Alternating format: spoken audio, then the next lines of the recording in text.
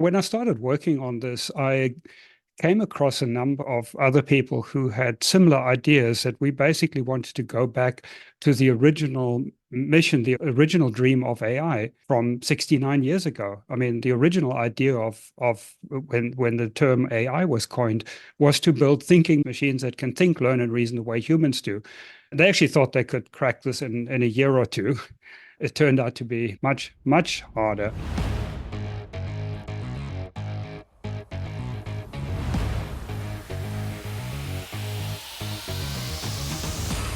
Good morning, good afternoon, or good evening, depending on where you're listening. Welcome to AI and the Future of Work. I'm your host, Dan Turchin, CEO of PeopleRain, the AI platform for IT and HR employee service. We learn from AI thought leaders weekly on this show. And of course, the added bonus, you get one AI fun fact each week. Today's fun fact. The Montreal AI Ethics Institute's Ask an AI Ethicist column answered this important question in this week's newsletter. How should we roll out an AI system for internal employees when there are issues like hallucinations and bias that could impact employee well-being? The group's resident AI ethicist responded with these 3 tips, and I'm going to summarize all 3 of them. Number 1, establish clear guidelines and training. Develop comprehensive guidelines that outline the AI system's intended use, its limitations, and the areas where it has known issues. Be clear that employees are ultimately responsible for the integrity of their work output. Tip number 2, foster an ethical AI culture. Create an open environment where employees feel comfortable discussing the AI system's shortcomings without fear of reprisal. Establish an ethics board or committee responsible for monitoring AI use and addressing any ethical issues that arise, ensuring accountability and continuous improvement. And number 3, implement rigorous testing and validation phases before full deployment. Conduct extensive testing under varied scenarios and data sets to identify and mitigate potential issues. Of course, as always, we'll link to the full article in today's show notes, and we'll continue to share perspectives on that very important topic. Now, shifting to this week's conversation, today's guest is known worldwide as a member of a small group of researchers who coined the term AGI, or general intelligence. Peter Voss is the visionary founder and CEO of Aigo.ai, a pioneering company at the forefront of conversational AI and natural language processing. Peter and the team have spent the last 15 years perfecting a highly intelligent, hyper-personalized chatbot with a brain for enterprise customers. Peter founded SmartAction.ai in 2009, which developed the first AGI-based contact center technology. In addition to being an entrepreneur, engineer, inventor, and AI pioneer, Peter writes and presents on philosophical topics, including rational ethics, free will, and artificial minds. And he's deeply involved with futurism and radical life extension, which is one of the reasons I have a feeling we're going to get along. Without further ado, Peter, it's my pleasure to welcome you to AI and the Future of Work. Let's get started by having you share a bit more about your background and how you got into the space. Yes, certainly. So I started out in electronics as an electronics engineer. Then I started my own company doing industrial electronics. And very quickly, I fell in love with software, programming these chips. And my company then very quickly turned into a software company. I developed a comprehensive ERP package for small to medium-sized businesses. And that turned out to be quite successful, went from the garage to 400 people and an IPO, which was super exciting. Love to do that again. And it's really when I exited the company that I had enough time on my hands to think, what do I really want to do next? And what was obvious to me is that software really is quite dumb. And I say that being very proud of the software that we developed, but still, the software doesn't have common sense. It can't learn. And if the programmer didn't think of something, it'll just crash or give you an error message. So how can we build software with intelligence? How can we build software that can think, learn, and reason? And that started me off on a journey, initially 5 years. I spent 5 years studying all different aspects of, and I really deeply wanted to understand what is intelligence? What is human intelligence? What makes it special? How does it differ from animal intelligence? What do IQ tests measure? In fact, even philosophy, epistemology, theory of knowledge. How do we know anything? What is reality? So really get a grounding of how we know things, how we can be certain of things, how children learn and things like that. And of course, studying all the work that had already been done in the many decades of AI research.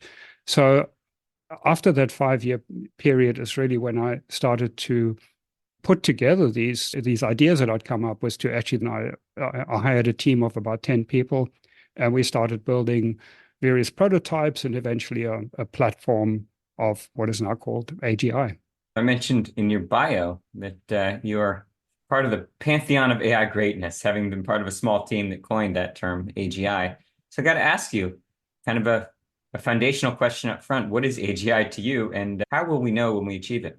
When I started working on this, I came across a number of other people who had similar ideas that we basically wanted to go back to the original mission, the original dream of AI from 69 years ago. I mean, the original idea of when the term AI was coined was to build thinking machines that can think, learn, and reason the way humans do. They actually thought they could crack this in a year or two. It turned out to be much, much harder. And so what happened to the field of AI over the many decades is that it turned into a field of narrow AI, where really it's the external intelligence, it's the intelligence of the programmer that solved a particular problem on how to do container optimization or how to write a program that can play a mean game of chess. It's really not that the intelligence was in the software as much as the programmer or data scientist today figure out how to get a computer to solve a particular set of problems. So I came across a group of other people who also felt that the time had come that hardware and software technology and theoretical advances had progressed to a point that we could have another crack at this original dream of AI. And so we decided to write a book on the topic, and 3 of us, Ben Goertzel, Shane Legg, and myself, were brainstorming the title of the book, and we basically decided on artificial general intelligence. And like the G in there as well, because in psychology, little g actually stands for general intelligence of humans. Not to tie it too much to humans. What is AGI, and how will we know when we have it? It's actually kind of easy to describe. And I'll talk about how the term is being abused right now as well. But the original idea is really to have machines that can learn by themselves, largely autonomously, to any profession, any task that a competent human can do.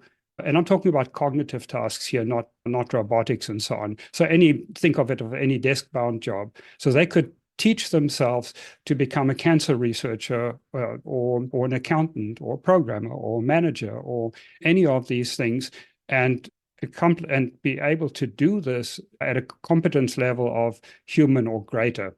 That is AGI in my mind.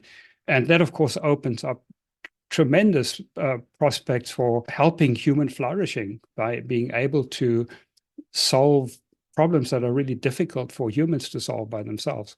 So there's a big gap that anyone steeped in the AI community acknowledges between the current state of LLMs using the transformer model, trained using deep learning techniques, and what you or I would probably consider cognitive skills. Talk about what that gap looks like to you, and why should the audience believe that what seems even sentient today really doesn't have the kind of cognitive skills that we probably associate with AGI? Right. Yes, I've written quite about this, and it's interesting. Just today, I came across Jan LeCun just made another sort of statement, follow-up statement, and I quote him here: "On the path towards AGI, an LLM is basically an off-ramp, a distraction, a dead end." And he actually doesn't like the term AGI, but I kind of paraphrased that. And I would agree totally with that. If you start off with understanding what intelligence requires, what is important in human intelligence, there's kind of a laundry list, and I've written quite a number of articles detailing that. But one of the things is you need to be able to learn in real time, and you need to be able to conceptualize new things. I mean, as we are having a discussion, every sentence that you hear, we immediately integrate that and say, does this make sense? Do I understand it? Does this contradict something that I already know? And it might take you off on a path to try and figure out, or it might update your knowledge. And really human intelligence, and then the ability to generalize in real time, to say, to make the connections between things you already know, and then suddenly you have an insight about some generalization, some abstract concept. I mean, that's how innovation happens. So it's really this interactive, real-time conceptual learning, I think, is absolutely key to human level intelligence. Another aspect is metacognition, or what Daniel Kahneman calls system two thinking. It's being able to monitor your thought processes, to know when you don't know something, or to figure out that you need to think more about something. In fact, part of the 5 years that I spent studying, one of the things I spent quite a lot of time on is working on a new type of IQ test that doesn't have cultural bias. And I spent almost a year on that. And one of the interesting things I learned from that was that metacognition is actually the most direct predictor of general intelligence or general ability. And so it's basically being able to apply the appropriate thought process appropriate to the problem that you're solving. Some problems require you to think logically about them. Others need more of intuition, or other problems simply aren't solvable, and you need to also be able to recognize that, and so on. Yeah, those are some of the real-time learning cognition, I think, are really essential requirements for the kind of intelligence we want, to be able to learn any task and to be able to adapt in real time. I mean, things change. You might be doing customer service. Now suddenly there's a snowstorm. Okay, things change, and your products change, your customer base changes. Whatever the application is, or if you're a lawyer, some new law was passed, immediately the advice you have to give people is differently, or somebody gave you new insight, something that you misunderstood previously. So intelligence really requires this dynamic conceptualization and metacognition. Of course, the other thing that's kind of obvious is that our brain uses 20 watts of power. So there's something horribly wrong when you need 20 gigawatts or something to achieve your results. Peter, we're going to have Jan come on for a future episode of this podcast. Maybe you'll rejoin us then for a hearty debate about AGI. I would love to. I have enormous respect for him, but he knows what's wrong, but I don't think he understands what the right path to AGI is. So if in fact LLMs are an off-ramp on the superhighway to AGI, what's the on-ramp back? Or maybe a better phrasing is, how do we get in the fast lane to AGI if LLMs and deep learning are an off-ramp? So there are a couple of ways to look at this. I think a very useful way to look at it is DARPA a few years published something they called the 3 waves of AI. And what that is, the first wave is basically good old-fashioned AI. What we practiced for many decades is basically largely logic-based approaches, such as expert systems, and Deep Blue would have been an example of that as well. So that's the first wave. The second wave, of course, hit us like a tsunami about, 12 years ago maybe, when people figured out how they could use massive amounts of data and massive amounts of computing power to make neural networks do really interesting things. Initially, it was image recognition and categorization. So the whole deep learning revolution, basically, which is now culminated in generative AI. I mean, it's just an evolution of deep learning, of the deep learning revolution, really. But it's all about big data, big compute, lots of data, and statistical approaches. It's basically, that's a fundamental. That's the second wave we're in. The third wave is what is best described as cognitive AI. And that is exactly the kind of adaptive system that you have that can operate autonomously because it knows what it's doing, because it can learn by itself.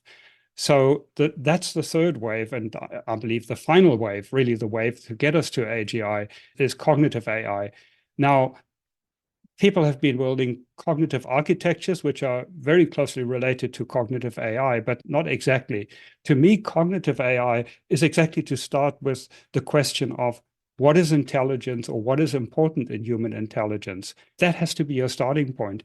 I believe you have to understand intelligence in order to build something that is intelligent, and not, hey, we've got a lot of data, we've got a lot of compute, what can we do with it? I mean, it's been amazing. I mean, let's make no bones about it. ChatGPT and the things that are coming out are absolutely mind-blowing in what they can do, but they're not AGI, and they're not on the path to AGI. So it's starting off with understanding intelligence and then creating a system, building an architecture that inherently is built to make these things possible, for a system to be able to learn without backpropagation, to be able to learn in real time incrementally. So the system has to be designed from the ground to accommodate the requirements of intelligence. So yeah, it's cognitive AI. Now, almost nobody's working on that because the success of the second wave of machine learning has sucked all of the oxygen out of the air. You want to get papers published. It's the only game in town. You want to get funding. You want to do a PhD. You want to earn the big bucks. It's at the moment the only game in town. But there's this increasing realization that large language models won't get us there. I have another quote here from Demis Hassabis, and he's had 10 years and unlimited funding to solve intelligence, to solve AGI. That has been very much their mission. And he says, scale only gets you so far. The biggest breakthrough in AI are yet to come, and it'll take more than chips. So again, he knows that they're on an off-ramp or not on a highway. But again, he doesn't seem to know what the solution is. And I actually have a good idea why so few people actually have an idea of how to get to AGI. The way I frame the problem with the current generation of AI technologies is that if we expect them to have kind of an experiential awareness of the world, then we can't expect them to only be trained on textual data, because fundamentally what makes us human is that we can experience the world using a lot more than textual data. That's just one thesis. But when you think about what it takes for machines to, quote, experience the world or have these kinds of cognitive skills that we associate with humans, what do you think is the architecture? What's the process to get us there that involves, presumably you'd agree, training these systems on more than just text-based data? Yes, and that's, of course, what we've been working on for pretty much 20 years, building various prototypes and then actually dumbing down the system to commercialize it. Unfortunately, we've never had adequate funding to be able to really do the development that we need. It's not even that we need to do a lot of research. It's really more development, because I believe we have the right architecture. But I've basically been financially limited to employing like 10 people for 5 years. And then we had to pivot to commercialize to basically raise more money and to make money. And I've gone through 2 cycles of that, and I'm back now on the 3rd major cycle to focus directly on development. And I expect that this time around we will actually get to full human level intelligence. So the architecture that we have, yes, I do believe you do need some grounding. You need some sense interaction with it. What is not clear to my mind is how little you can get away with. Now, I have that I call the theory of AGI, that I call the Helen Hawking theory of AGI. And what I mean by that is Helen Keller was deaf and blind, and Stephen Hawking, of course, had extremely limited dexterity, but these people were, of course, super smart. So you can obviously be very intelligent with very limited sense acuity and very limited dexterity. But how little you can get away with, I'm not sure. So what we are building is basically something that actually does have vision, but we don't believe we need robotics, but we need vision, and it needs to be able to operate on a desktop and basically be able to sense mouse movement and be able to do things on the screen using a mouse. So that I believe the system does need to interact with the real world, but as I say, how little you can get away with is not exactly clear. So that's, as we're building it up, we're obviously trying to minimize the amount of overhead you have in sense processing, because that's very expensive. You alluded to the challenges of commercializing AI technologies, and your case study at Aigo.ai is a great example where stuff's expensive. And so at some point, sounds like you had to make some compromises to be able to get a product to market, to generate some cash to fund R&D, or at least the D part more than the R part. Right. Do you think of AI as a public good like electricity or sewage or plumbing, in that maybe there should be an equivalent of the NSF, the National Science Foundation, to make it easier for all of the Peters and Aigo.ai's out there to achieve innovation at scale in ways that the current limitations of how these technologies are commercialized don't allow. Yeah, I personally don't have a very high opinion of what government can achieve. I see these, even if there's good motivation, positive motivation, which often there isn't. Often it's just to get votes or to carve out some money to pay off somebody. But even when there are good intentions, it hardly is ever efficient to have government do things. I mean, I've seen the process of trying to apply to government grants, and it's a whole industry. There are people who have the connections, who know how to do it. They have whole departments doing that. And so, no, I don't. I think it's more the matter of government getting out of the way for innovation to happen. The more difficult you make it to form companies, and there's so many impediments to actually running a company. And I think that is already a big handicap. Let me not, I could talk half an hour about that. There's also the problem of regulatory capture with as soon as the government gets involved. That's a huge problem. When you have large companies begging the government to regulate them, you know exactly what's happening. They want to be in charge. They want to squash their competitors, and they want to decide of who can do what. Or if it costs a few million for compliance or a few billion, they can afford it, but their competitors can't, and they're writing the rules. Yeah, so I don't think that's the path to go. I think there are so many smart people out there, and there's just such an amazing amount of money available for AGI or for AI. I mean, here you have startup companies that have seed rounds of $400 million. I mean, $400 million seed round before you have a product, you have no revenue, you have no product, just because you believe in the people, that they have some knowledge. There's obviously just almost unlimited amount of money, real AI or AI development, or what people think will get them to AI. So I think it's the main thing is for people to finally realize that they are on this off-ramp and that they seriously need to look elsewhere for that. So you believe the free markets will find capital to invest in innovation if they appreciate that it's a benefit to society? No, I don't want to put words in your mouth. I'm trying to take Peter's side of the argument here. Yes, I guess I didn't answer the question you actually asked me, is it a benefit to society? And to me, it very clearly is that I believe getting AGI as soon as possible will be an incredible benefit for society. I think in many ways we need AGI to help save us from ourselves, because maybe we're not smart enough without AGI to manage our affairs very well. Also, it'll create radical abundance. It'll solve so many of the problems that are facing us. Now, do I believe it's a public good? My own approach is it's not that you're going to have these mega computers. If you no longer need gigawatts to train a system, or 100 million or $1 billion to train a model, if you can train it on an off-the-shelf computer, which you can with cognitive AI, then automatically it becomes available to almost everybody in the world. And just there's such, it basically democratizes it tremendously by having that approach that can learn incrementally. Peter, I've got to challenge that on philosophical grounds. So this is not a rhetorical question, but why do we need AGI? Perhaps just as a thought experiment, human fallibility is okay, and the planet has a carrying capacity, and our carbon-based life form is only supposed to be on the planet for a certain period of time, and there's the thing called Darwinism, and the fittest survive and procreate, etc. And we introduce artificial mechanics into that. I don't know if you'd call it a delicate balance, but that kind of balance that that the universe relies on.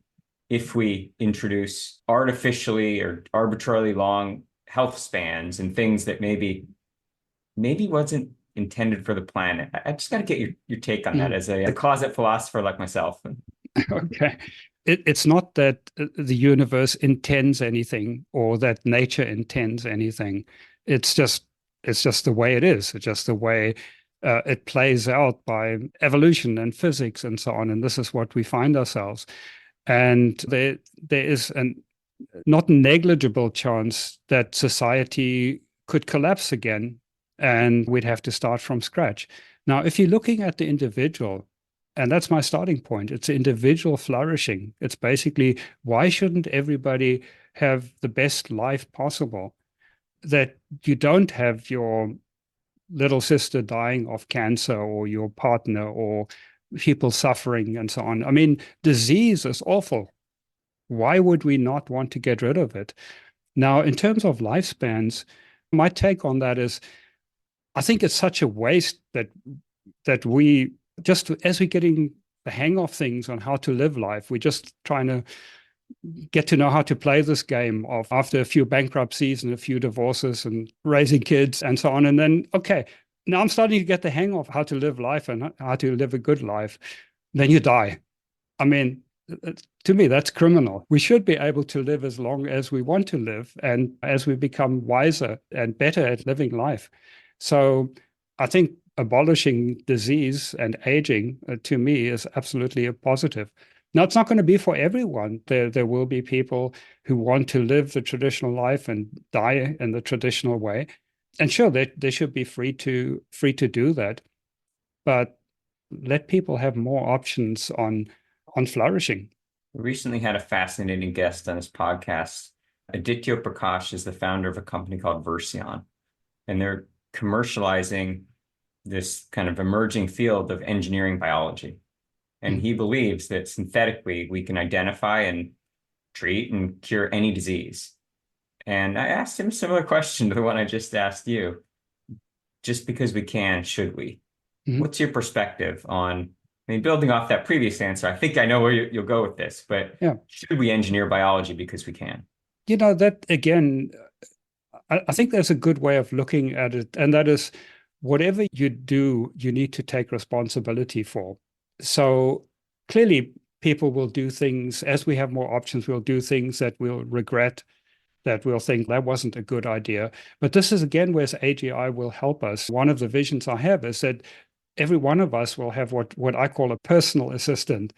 The three different meanings of the word personal: that you own it, it serves your agenda, not some mega corporations.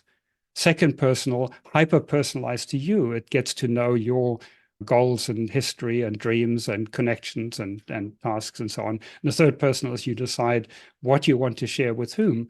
But that kind of AGI-based personal assistant will also be like a little angel on your shoulder, in a way, that it can give you advice and help, make you foresee the consequences of certain actions better than we as humans can figure out. I mean, our rationality, human rationality, is quite limited. It's an evolutionary afterthought. And an AI will actually be much better at being able to think things through and to try and help us make better decisions. So you alluded to the concept of responsibility. As a technologist, how do you think about it just in your daily tasks, how you manage your team, how you think about your product roadmap? How and where does the topic of you being responsible for potential unintended consequences of the technology you're creating, how does that enter your frame, your mindset?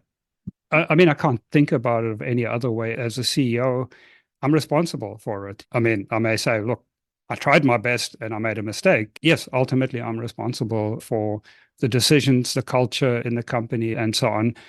And it's fairly natural for me to think about that way. Also, I've never been driven primarily by money. I've always believed that being profitable and making money should be a consequence of producing something valuable. And I would go further. I don't want to make money producing something that's valuable in the wrong sense, that people get addicted to it and they're willing to spend a lot of money. I'm talking about being valuable in the sense of really encouraging human flourishing. And so to me, it's always been the focus on producing a quality product or service. Now, of course, the realities of running a business, you aren't always able to create the kind of product that is as good or the service as you want it to be, because you have to be competitive in the marketplace as well. Yeah, I mean, that's how I see business.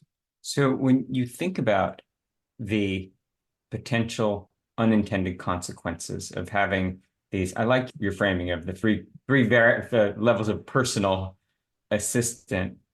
The doomers will say we're gonna train the virtual agents to extend life indefinitely, and the way that to do that is kill off any humans with any imperfections, so that only the ones that are the most qualified survive. And then the AI enthusiasts will say, but also consider the fact that if we're smart enough to build something like AGI, we're also smart enough to know when to pull the plug. Along that kind of, I don't know if I'd call it an ethical spectrum, but where do you sit, and do you believe that we will always, as humans, control the kill switch? Oh, absolutely not. I mean, we already can't even hit the kill switch on our smartphones or on the internet or on telephones before that, and electricity. I mean, no, we can't, but we could certainly influence the development path by the decisions that we make. Now, as far as the doomers are concerned, it's very troubling for me that hundreds of millions, in fact, I think more than $1 billion, have gone into the sort of so-called AI safety industry. And it's really an industry where basically they can come up with scary stories that seem plausible. And then they can say, give us money, give us millions so that we can try and solve this problem. And these are almost exclusively people who don't actually build AI systems. And they are based on faulty philosophical assumptions. I mean, the most obvious one here is kind of alluding to something you mentioned now, is the sort of the paperclip problem, that you give the AI a certain goal and it will then interpret that goal in some stupid way and we all die. But it's completely ludicrous. It's absolutely ludicrous, this argument. And yet people like Elon Musk, super smart, have been taken by Nick Bostrom's book. Now, of course, there are subtle arguments one needs to go through. I don't want to just dismiss it in the sort of 30 seconds that I have here. But any system that is smart enough to outfox any defense you can come up with, and yet is so dumb that it doesn't know what we actually want, it makes no sense at all. And the other problem here is that people think of these super optimizers, that AI is an optimizer. It's the wrong way to look at it. It's not that you give it a fixed hard-coded function and it goes all out to optimize that function irrespective of any other considerations. That's not intelligence. Intelligence is a hierarchy and a competing pool of goals and values that you weigh off. And these systems are not going to have a mind of their own or their own goals. The goals we have are created by evolution to basically survive and procreate. The AIs that we are building, certainly the ones that we are building, our company is building, have no such drives. Why should they? Their goal is basically to solve problems for us. And to be able to do that, they need to understand the problems, understand the full context of what we're trying to solve, why we're trying to solve it, and what is acceptable and what isn't acceptable in terms of finding a solution. Hey, Peter, I know we're just getting started, but believe it or not, we're about out of time. But I'm not letting you off the hot seat without answering one important last question for me. You've accomplished so much already, but let's say, just hypothetically speaking, that at some point it's time to hang up the cleats, take a victory lap. And I want to know, at that time when Peter decides to retire, what's your crowning achievement? How is humanity going to remember Peter Voss? I don't know how it'll play out, but my mission is to create AGI. And I don't see myself, in fact, I have a good answer for that. I will stop working on AGI when my AGI gets smarter than me. And that can happen one of two ways. I'll get dumber as time goes on, and the AGI will get smarter. So at some point, that'll cross over. So how much I'll be able to achieve in the meantime, that's hopefully somebody hearing this will be interested in helping to make AGI happen and help us get the kind of funding and community. We have a great commercial business where we automate call center agents, fully automated. A month ago, we had Valentine's Day We replaced 3,000 agents and gave much better service to customers than waiting for a human agent who isn't trained properly. It's really the mission to get AGI on the right path and not be on an off-ramp. Peter, long before that happens, we're going to have you back to continue the conversation, and maybe you'll join me when we have Jan, and we'll have a version of this debate. I'd love to do that. Excellent. Peter, you referenced your writing, and obviously we've talked about Aigo.ai. Where can the audience learn more about you and the work that you're doing? Yeah, I'm on Twitter, LinkedIn, and the website. I'm actually just moving for my articles from medium.com to Substack. That's happening kind of right now at this moment. But yeah, it's easy to find the stuff that I've written. My website, Aigo.ai, company website, has links to that as well. We'll link to all those resources in the show notes. Well, Peter, I've really enjoyed spending this time together. I look forward to spending more time in the future, and wish you all the best on all the things you're working on. Great, thank you. Excellent questions. You bet. Gosh, that's all the time we have for this week on AI and the future of work. As always, I'm your host, Dan Turchin from PeopleRain. And of course, we're back next week with another fascinating guest.